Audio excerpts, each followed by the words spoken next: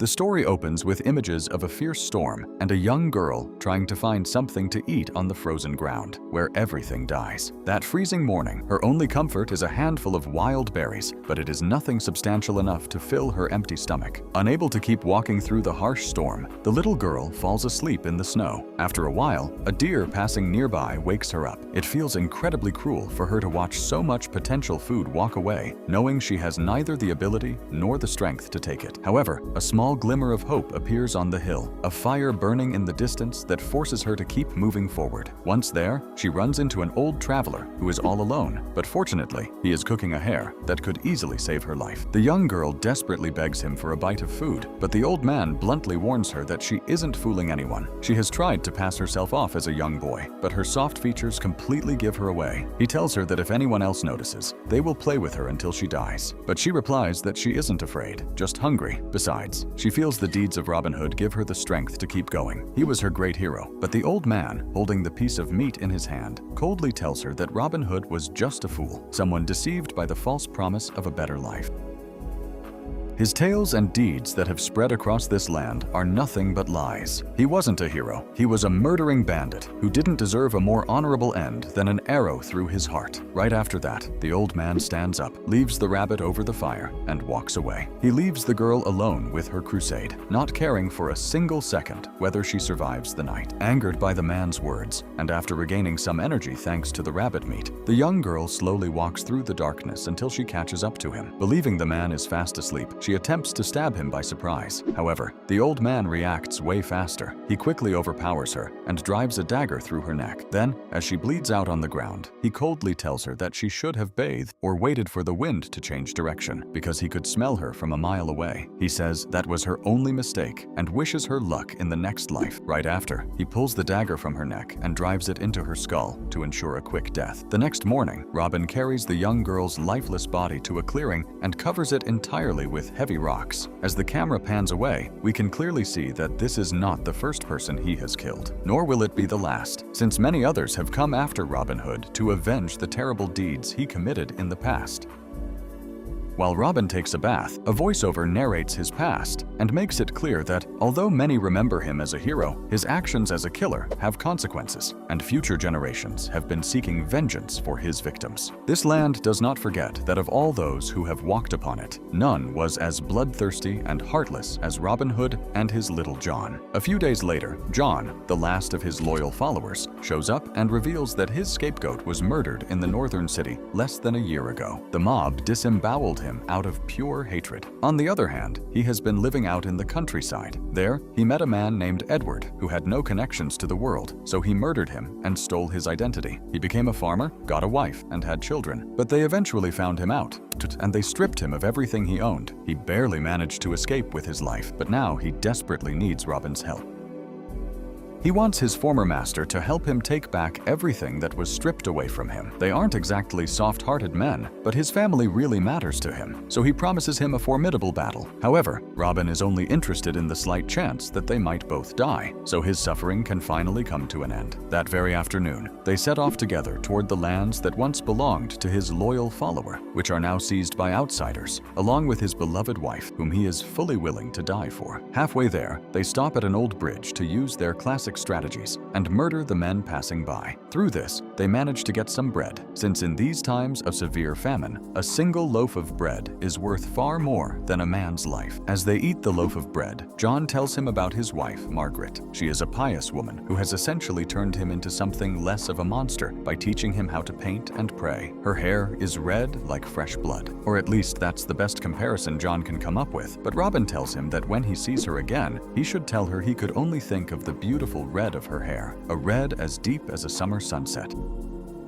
During the conversation, John tells him that once they have Margaret safe, they could go together to the open lands beyond the high mountains, where their stories haven't reached yet, a quiet place to start from scratch. But Robin firmly tells him that the last thing he wants is to start over, since he is looking for a definitive end, not a new beginning. Once they reach the house of the late Edward, they meticulously prepare for the assault. First, they strip completely naked and rub their skin with damp dirt to mask their body odor. When scent is no longer an issue, it's time time to move forward, and they wait patiently for the thick fog to cover everything. With an accurate arrow straight to the eye, Robin kills one of the guard dogs and then slips into a cabin to slit the throat of a guy who, although trying desperately to get away and raise the alarm, doesn't make it very far. With a steady pace, both approach the main cabin and quickly kill the guard outside, but they fail to do it in total silence. This alerts the last man inside, who grabs Margaret by the neck and, realizing he won't get out of there alive, stabs her several times in the stomach. From the cabin window, Robin can see a young boy running swiftly toward the town to raise the alarm about what is happening. But before the boy can get completely out of his line of sight, Robin puts an accurate arrow straight through his skull, killing him instantly right in the middle of the path. Back inside the main cabin, John doesn't stop for anything. He keeps savagely beating the man until his face is nothing but blood and broken bones. But unfortunately, he can do nothing for poor Margaret, whose deep stomach wounds prove to be fatal. After that, Robin just sits there in silence, while his best friend pours out all his grief over his wife's lifeless body, and a few seconds later, we can clearly hear a little girl crying. Standing in a dark corner is Margaret, John's young stepdaughter, who is now all he has left in this world. John tearfully begs his daughter to pray with him, desperately promising her that everything will be fine. But the only thing Margaret can stare at is her mother's body bleeding out on the cold floor, a terrible image she will never forget, no matter how much time passes. The next morning, a young man was walking through the woods when he saw something utterly terrifying. The boy who took the arrow to the skull was miraculously still alive, and he kept stumbling his way toward the town. When he finally managed to get closer, the young man realized to his horror that it was his own cousin, and he immediately raised a general alarm about what was happening. By that dramatic moment, John had already performed all the proper ceremonial rites for his beloved Margaret. He washed her body with endless tenderness and laid her gently on the table, showing a hidden side of himself that Robin didn't know at all, since their lives up to that point had been nothing but constant blood and death. At the exact same time that is happening in the cabin, the same funeral rituals are being carried out for the young boy from the town, who ultimately did not survive his severe wound. But the armed men of the village are also quickly gathering together to exact justice for this tragic death. The leader of the village, a respected man everyone calls the Wise One, puts on his heavy armor and pulls his old warhammer out of a wooden chest. That very night, Robin can hear a noisy wagon approaching in the distance, and when he finally manages to stand up, he can see with horror a group of angry men burning down the house where John was trapped alongside Margaret. These same men manage to notice his presence in the dark and begin to chase him furiously, but he manages to react quickly, gets back to his bow, and drives an arrow straight through the skull of one of them without any difficulty. The other attacker is not willing to risk his life any further and slams the door shut, locking Robin inside the burning barn. However, Robin manages to pierce through the wood with his sharp knife and severely wound the man's hand, escaping successfully from the dangerous fire and choking smoke, only to use that same blade to brutally murder him by shoving a burning torch down his throat.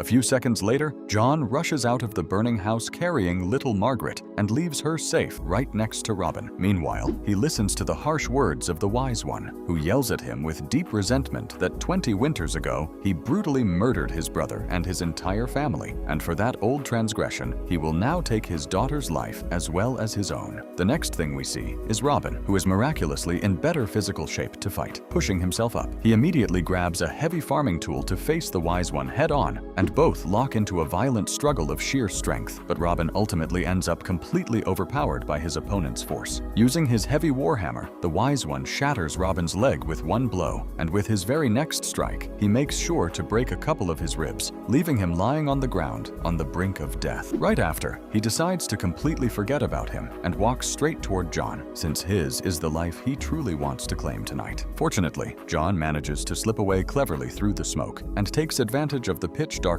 to attack the Wise One from behind, shattering his skull with a well-aimed blow from an axe, putting a definitive end to the fight. The next thing we see is John carefully lifting Robin onto an old wagon and driving him far away from that place. While our protagonist fights silently for his life, we are shown scenes of how they urgently treated his severe wounds, using a burning fire to completely cauterize them. Afterward, John tells him hopefully that he is going to take him to a skilled healer. She possesses a powerful magic and will be able to make him stand on his feet once again.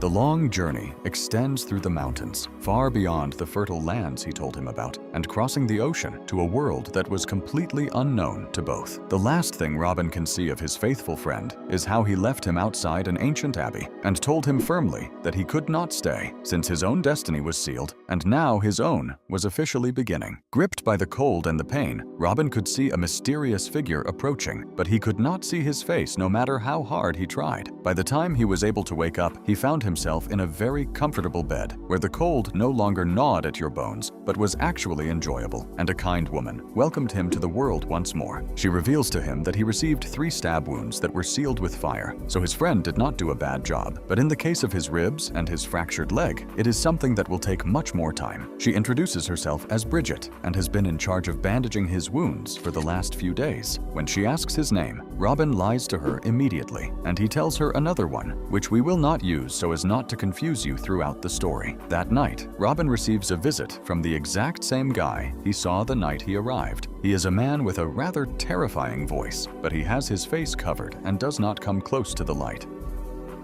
This man inquisitively asks him why his body is covered in war scars and asks him a very simple question. He wants to know if the demons of his past will follow him to this sacred place and put his people at risk. Once the subject makes the strict rules of this place crystal clear, he quietly withdraws. Robin can go back to rest, although now he knows perfectly well that he will wake up with his throat slit if he tries to harm the people around him. As time passes, he is finally able to stand up again, and Bridget patiently helps him learn to walk once more, though for the time being, he cannot do it without the support of a crutch. When Robin can finally make his way to the main door, she allows him to open it and step outside the abbey without any restrictions. His only limit will be seeing how far he can endure the physical pain. The place has no luxuries whatsoever, much less reinforced walls. It is just a highly peaceful space, far from the outside world and surrounded by water. There, Robin can see a beautiful community living in total peace and cultivating the land, while children run around and play happily. Bridget offers him the chance to stay permanently, but he must make himself useful in some way. She asks if he has any farming skills, and he tells her no, that he is a hunter. She tells him that could work out nicely, but she firmly requests that he not kill more than 6 animals a week, as she does not want to wipe out the few animals left in the area.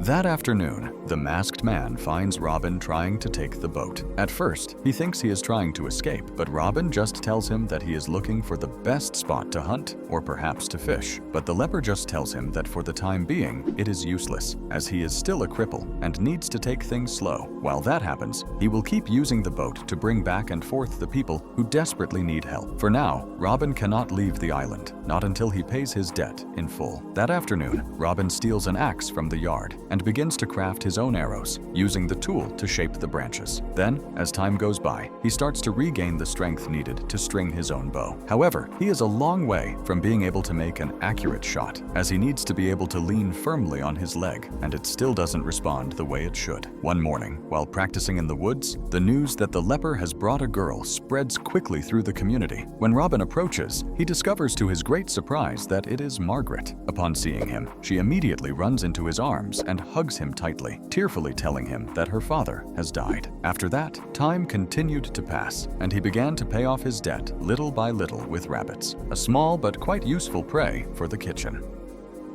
That afternoon, he visits the leper to ask about the condition in which he found the girl, but he tells him that the young girl did not speak during the entire journey. She only uttered a word when she saw him, and perhaps with Bridget, who cares for her daily with patience. As it turns out, that very afternoon, Bridget asks Robin what exactly he knows about the girl, as she hasn't been able to get her to eat, sleep, or speak since she arrived. He tells her that he knew her father, a humble farmer who, from what he knows, is now dead. One afternoon, while preparing some rabbits for dinner, Robin noticed that Margaret had injured another child. Bridget was desperately trying to calm her down, but the girl fled in a hurry into the thick woods, holding a sharp dagger in her hand. Robin began to search for her everywhere, but what he ended up finding on the shore was far more troubling. There was another boat beached on the shore, with different footprints marked in the sand. Most likely, the island has unexpected visitors who didn't exactly come for the rabbits. Late that night, he managed to find Margaret hiding in a cave. The little girl was fast asleep, but was gripping the dagger with immense immense strength, so he woke her up gently and then calmly asked her to hand over the knife the easy way. He then makes it crystal clear to her that his name in this place is Randolph, and that she must never mention those other names again under any circumstances, or a cat will steal into her room at night and rip her tongue out.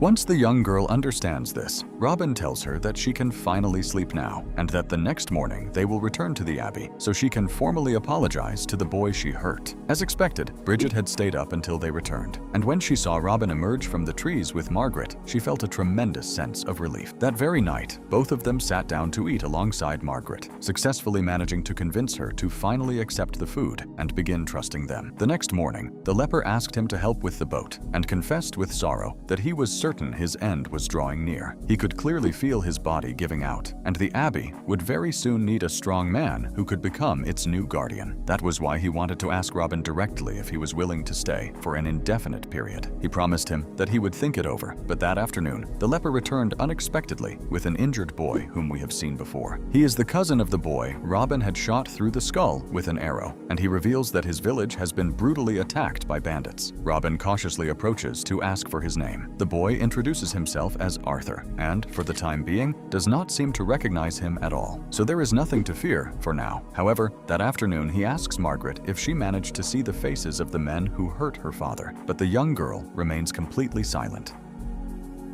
A couple of nights later, Robin noticed Bridget slipping out of the Abbey in the dead of night. He followed her to the cave where he had previously found Margaret, discovering that she used this secluded spot to be alone and succumb to her natural instincts. As time went by, Arthur began to regain his strength, helping out with the firewood and basic chores around the place, while Robin took charge of providing meat for everyone. One afternoon, however, Robin noticed that the young man could not keep his eyes off Margaret. To feel him out, Robin asked for his help checking the hunting traps. Along the way, he questioned him about the men who had wounded him and how many people in his village were still alive. Their conversation was suddenly cut short by the news that the leper's time to die had finally come. The dying man had specifically requested that Robin come speak with him, asking if he had made a decision yet. On his deathbed, the leper confessed that he had always known Robin's true identity. Robin might not remember, but he had actually saved his life once. As the leper recounted the time they first met, the memories slowly rushed back, and Robin realized it was true. The man assured him his secret was safe, promising not to betray him. He only begged Robin to hold on to this new chance at life and protect these people.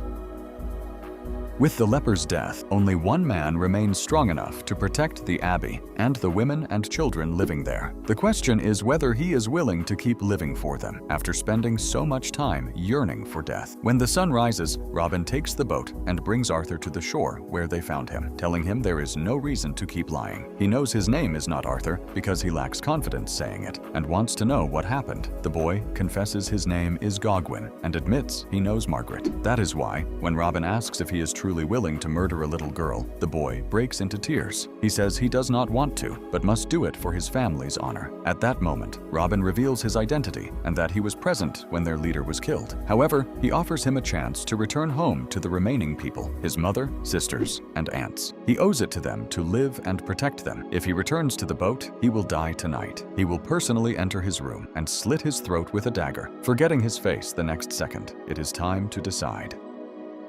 Seconds after hearing this, Gawain realizes he is tangling with forces he is completely unprepared for. Consequently, he decides to flee with his family and abandon all thoughts of revenge. Upon returning to the Abbey, Robin confesses his true past to Bridget. He is Robin Hood, the outlaw. Before they can go any further, she must know he is a monster who has killed more people than he can remember, and that he does not deserve her kindness. This revelation is too overwhelming for Bridget to bear, so she simply walks away. Devastated, Robin returns to the forest, tears off his leg bandages, and begins forcing himself to run and hunt, just like when he was fully healthy. The next morning, ignoring simple rabbits, he goes directly after a massive wild boar. Despite being heavily outweighed, he kills it with a precise shot to the eye and brings the prize back to the Abbey. That night, Bridget waits in his room. Robin clarifies that if she asks him to leave, he will go and never return. Instead, she instructs him to lie down for his treatment. Moments later, Robin loses consciousness. When he finally awakens, his body is dangerously weak, and he is entirely surrounded by fire.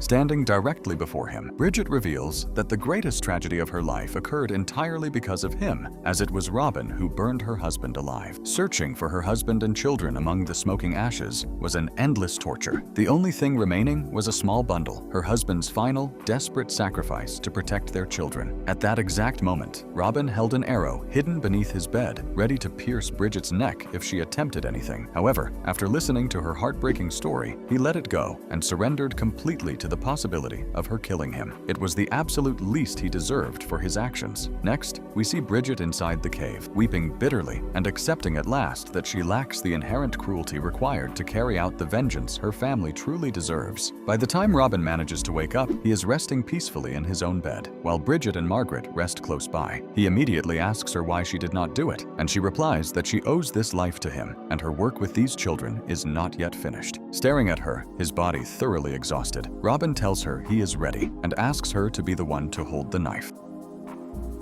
He needs to heal something much deeper than his physical body. Immediately after, we see Bridget carefully leading him back to the bed and using a small dagger to open a vein, allowing him to die a slow yet completely peaceful death. On his final deathbed, as the blood inevitably leaves his failing body, Robin reveals to Margaret that her father's true name was Little John. In that final moment of his life, he tells her in great detail about the distant day they met for the very first time. Robin reminds her firmly that her father was a complex man who did many good things, but also many bad things. He warns her that if others find out about this great secret, she will surely face many dangerous enemies in the future. Therefore, he earnestly begs her to keep the secret safe, since her very life depends on it. The film ends with Robin giving very precise instructions to Margaret on how to string her own bow to shoot an arrow toward the vast horizon, which will finally carry his soul away. Just as the young girl releases the string and the arrow flies, the entire scene turns completely to black.